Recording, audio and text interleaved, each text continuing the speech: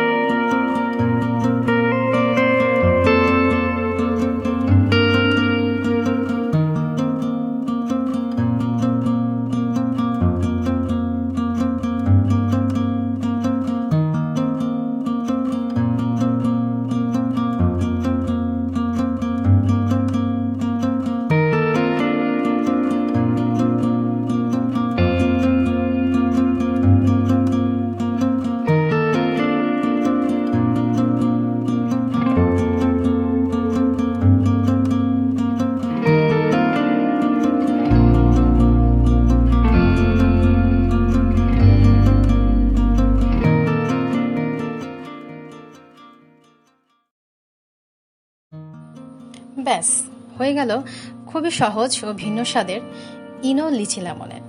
বাসায় অবশ্যই বানিয়ে খাবেন, অনুরোধ রইল। তো দেখা হবে ইনশাআল্লাহ নতুন কোনো রেসিপি নিয়ে। আল্লাহ হাফেজ।